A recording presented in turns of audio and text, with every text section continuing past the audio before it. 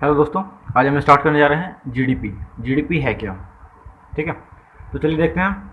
GDP को पहले हम बोलते हैं सकल घरेलू उत्पाद, और जिसे हिंदी में हम बोलते हैं ग्रास हिंदी में बोलते हैं सकल घरेलू उत्पाद, और इंग्लिश में बोलते हैं ग्रास डोमेस्टिक प्रोडक्ट। ठीक है, तो इसका डेफिनेशन आप देख लेते हैं, यानी परिभाषा उसकी देख लेते हैं जीडीपी की है क्या।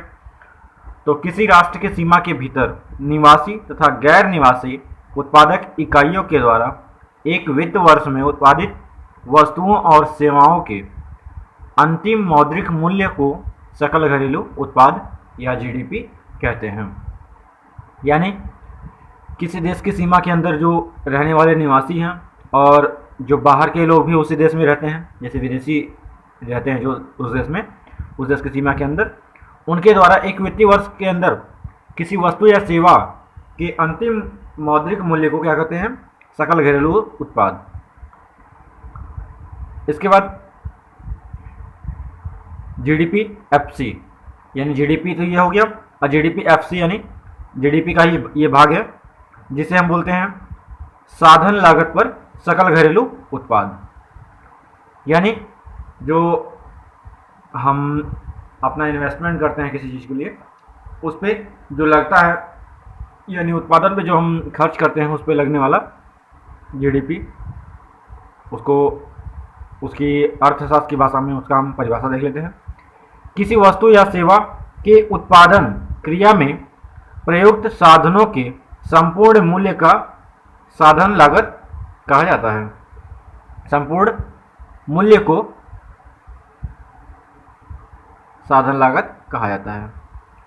यानी किसी वस्तु या सेवा के उत्पादन क्रिया में प्रयुक्त साधनों, यानी किसी भी चीज़ का हम अगर उत्पादन करते हैं या फिर कोई सेवा हम देते हैं, तो उसमें जो प्रयुक्त साधन होते हैं, जो हम साधनों को यूज करते हैं, जो जिन संसाधनों का हम यूज करते हैं, उसके संपूर्ण मूल्य को, यानी अगर जैसे हमको पेंसिल बनानी है तो पेंसिल की लकड़ी चाहिए, उसके बाद उसका ग्रेफाइट चाहिए, तो उसको जब हम पेंसिल बनाते हैं तो उसमें लकड़ी के खर्च, मजदूरी, उसके बाद जो उसमें सारे मटेरियल होते हैं, रॉ मटेरियल, उनको लगाने के लिए जितने भी पैसे की ज़रूरत पड़ती है उसको क्या हम बोलते हैं?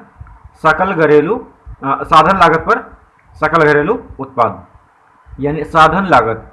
तो ऐसा समझ सकते हैं, किसी भी चीज़ के उत्पादन के लिए जो हमारे साधन होते हैं, जिनका हम यूज करते हैं, और उनके जो लागत होते हैं, लागत यानी जो हम खर्च करते हैं, उस पर उसके संपूर्ण मूल्य, यानी उसके टोटल जो हम इन्वेस्टमेंट करते हैं किसी चीज़ के उत्पादन के लिए, उसे हम क्या बोलते हैं? साधन लागत पर आपका सकल घरेलू उत्पाद।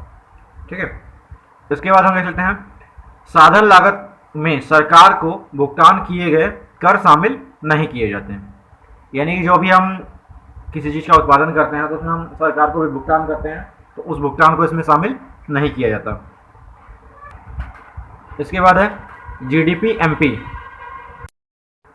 अब देखते हैं जीडीपी एमपी, यानी बाजार, जिसे बोलते हैं gross domestic product on market price, यानी बाजार मूल्य पर सकल घरेलू उत्पाद। ठीक है, तो इसका डेफिनेशन देख लेते हैं।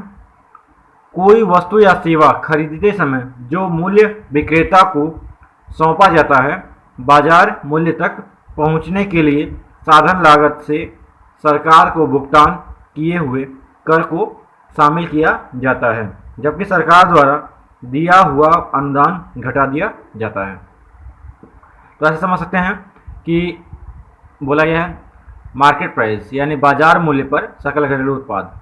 तो किसी वस्तु और सेवा को खरीदते समय जो हम विक्रेता को मूल्य देते हैं, ठीक है, और उसके बाद फिर बाजार में या बाजार मूल्य तक पहुंचने के लिए उस साधन पे जो लागत होती है उसको हम क्या बोलते हैं?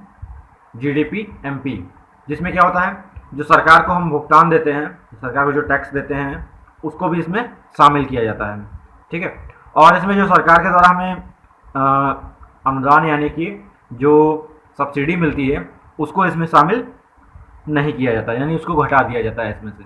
ठीक है, तो ये था आपका जीडीपी एमपी, यानी कि जीडीपी के आपने भाग देखे। जीडीपी पहले, उसका डेफिनेशन क्या था, फिर जीडीपी एफसी देखा, यानी जीडीपी ग्रॉस डोमेस्टिक प्रोडक्ट का फैक्टर कास्ट। उसके बाद आपने देखा जीडीपी एमपी यानी gross domestic product on market price.